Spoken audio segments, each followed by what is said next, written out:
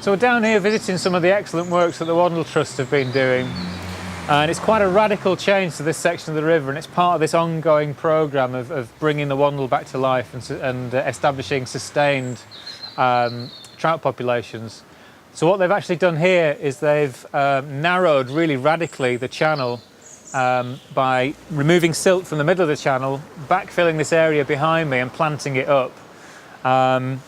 And this has produced now a sufficiently focused flow that we can then use some of these wooden flow deflectors to kind of promote variety in the structure of the stream bed. They've also imported quite a lot of gravel, a huge amount of gravel in fact, into this reach, and they've removed a low weir from downstream of this section here, again to pull more water through, energise the flow and produce the variety that we like for trout habitat. What we've got with this introduced gravel is quite a variety in depths at the moment from the way that it's been introduced, which is fantastic. But left to its own devices, a lot of those hollows would simply silt up and fill in with debris over time. So one of the things that we can do with wooden flow deflectors is actually ensure the ongoing existence of those humps and hollows by promoting both deposition and also scour in localised areas of the stream bed. So we've got a really good example here that I'm just going to take you through. As I walk up towards this quite large structure, which is actually made up of individual small logs as individual modules, it's producing a lovely scour pool, cleaning some of the gravels that we can see downstream of it and promoting that variation in depth. So as I walk up, you can see that it sort of slides off from quite shallow where I was before, maybe just about ankle depth, down to maybe just kind of shy of knee depth, and then rising up a ramp of gravel here again. So we've got a huge holding area pool potentially for adult fish, and then again much more variety in the stream bed and the particle sizes. There's some more planting that's going to go on this side and some natural narrowing that will happen from the vegetation as well. But what you can see particularly here, examples of the scour that you get off the points of this structure, the fact that it's taking that flow nicely and safely into that area, it's not angling it into this bank here, but also you can see this is the lowest point on the structure. So even the rest of this module that's made up of a pinned log here, a pinned log here and another one here, the highest point's actually at the bankside end. So any large spate flow that we get is going to come up onto this area here, and then it'll be funneled back down away from that bank to protect this planted area that we've got downstream here. And all of those processes help to make that sort of nice undulating flow. Future improvements as well will include installing some extra cover in this area here, so that not only is there a nice deep area for fish to feed in, but adult fish can also tuck in under this bank as well, really maximising the value of this as a habitat area. Going further up, we've still got some humps and hollows. We've got an upstream facing deflector on that side to push the flow towards that side, and it comes down into this area here. And then further up we've got even more in-stream cover in the form of cover logs and also brash introductions that we've made as well. So we'll go and have a look at those now. We've got a weir in the background, and it's one of those scenarios unfortunately where we can't engineer a way around it, so we can't actually lower or remove the structure, which is a shame, because unfortunately that means you're forced into the situation where you need to fit a fish pass.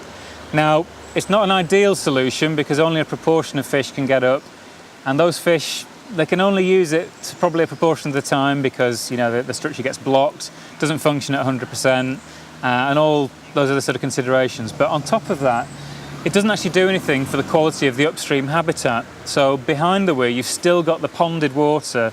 It's relatively stagnant, it's quite uniform, and in a sense, there's not much incentive for fish to go up into that section. And in fact, we need to work quite hard to produce conditions that mean that fish don't simply turn back around at the top of the fish pass and head back downstream. We're upstream of the weir and the fish pass now, and this is the habitat that it leads into. It's very, very straight, very heavily engineered, and not a lot of variety. And it actually takes a good, probably, I don't know, let's say 200 metres before the river regains its natural gradient and current flow. So the impounding effect of that weir that we've got probably 50 metres downstream affects this whole reach that we've got up here. Now, the installation of the fish pass in this case, it's absolutely vital. It's not an ideal solution because, again, we have to work very hard on this section of the habitat here. But in this case, it gives us, along with the other connectivity improvements that we're making, about 1 kilometre of connected habitat. It's absolutely vital. So what we need to do is work hard to increase the amount of cover that we've got in this section here. If we're able to, we'd like to narrow it and increase the amount of flow and the energy that we've got here as well.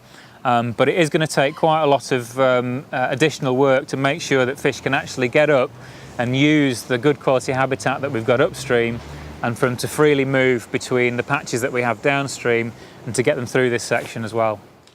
This is a fantastic example of what it gives you when you have got the option to actually notch or lower a weir. So not only are we improving the connectivity, and there's a series of maybe 3 or 4 of these such low weirs that we've managed to notch, and the Wandle Trust have done fantastic work in achieving that. So originally we would have had probably 4 total courses of stone here, and it's been taken down to a notch on this side where it's a narrow slot that's pulling more water through, and it's giving us all kinds of benefits that you just don't get with a fish pass. So we've got areas of deposition here where your silt-loving species can live, and right next to that you've got energised flow, so for faster flow-living species, clean gravel-living species, all of those can make a living in there. And it's that key word that will come up time and time again in restoration, is variety. And we've got loads of variety in this area now, simply because we've managed to drop the level of this weir. This section here previously was probably about 6 to 8 inches deep in silt, which was ponded back behind the height of this weir. Now it's pulling more water through. It's drawn a lovely area of clean gravel upstream of it and improved that. It's also pushed some of that gravel that's been around the downstream end of the structure into a nice ramp of potential spawning material in this area in front of me here. So you've got a lot of fantastic improvements, not by putting any additional structure in, but by being able to remove something that was previously ponding back the water and causing it to look more like the section that we have below the big weir in front of the mill, where we've had to fit a fish pass. But here, notching it, not having to fit a fish pass, you've got brilliant connectivity and you've got fantastic habitat improvements as well. We're about 300 metres upstream from the weir now, the major weir that was ponding back the water. And we can see that the gradient and the flow has actually returned much more to a natural kind of a state. And what we've got really is a fantastic illustration that even in a very heavily urbanised area, within the river corridor, you know, nature is doing a lot of the processes for us that we're trying to mimic when we introduce structure into the stream. We've got vegetation that's narrowing and constricting the flow, producing polished gravelled areas. We've got deposition, different kinds of vegetation springing up, a huge variety of plants within the channel. And it's important to recognise that the river itself, it doesn't just end at the wet portion of the river. If we're looking at the vegetation that's in the whole corridor here, each kind of vegetation will have a characteristic fauna that's associated with it, different kinds of insects, mammals, birds, all the rest of it. And all of that is interlinked, and it's inextricable from what we have actually in the stream itself. So that there's terrestrial food items that go to feed the fish, there's invertebrates that hatch out from the stream bed and go to feed the birds, the bats and the spiders, and all of that is based on variety. And you can see around me, just from the vegetation alone, we've got a huge amount of variety, and it's just because the river's been allowed to do what it would naturally end up producing under its own accord. This is the kind of thing we're trying to mimic when we make alterations to the channel, try and help things along.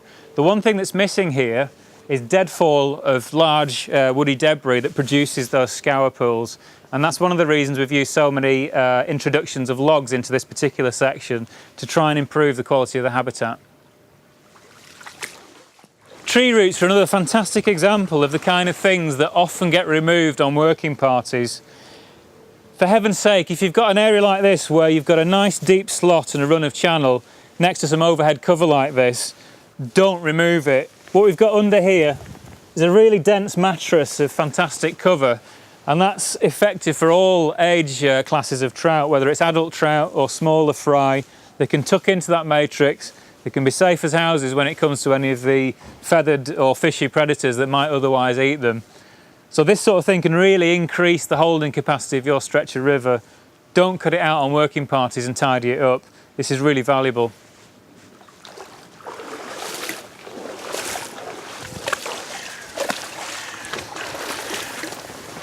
So this is an example of what mini log cover can do for you. We've got an installation here that's producing some nice undershot scour and producing quite an increase in depth in this area here. Now the water that's being forced under there and digging this pool out is actually then depositing that material downstream of the structure. You can probably see that the water is flowing much more slowly behind the log towards that bank. But as we move this way towards my riverbank, the pace of the current increases, and that actually produces an automatic grading effect in terms of the particle sizes that are deposited. So we've got very fine material deposited towards the far bank, and as we work this way, there's a sequential increase in the size of particle that actually drops out in that pace of current. That's really important for spawning habitat because trout need some ill-fitting particles of quite large size so that the eggs can actually drop into the gaps between the gravel. The other thing that the log is doing here is because it's scouring out and driving the current into the stream bed, it's actually forcing water to flow through that tailing of gravel that's thrown up in an upward ramp in this direction. So that's providing constant irrigation of oxygenated water, and that's crucial to the survival and the hatching rate of the eggs that are laid there. You can probably see as you look up that there's several of these that have been installed into the riffle. So for this section of the Wandle, we've now got a lot more variety, more patches of sorted and graded gravel, localised bed scour and irrigated gravels. So hopefully if we can get fish up into this section, then that's going to make it a lot more successful in terms of the spawning efforts that are made. We're at low water conditions now, and this gives us a really good opportunity to look at this structure that we've put in place. It's simply constructed from wooden stakes driven into the ground and wires that are securing the brash on top. It's one of several options. What it's doing for us is it's providing overhead cover for fish in the stream.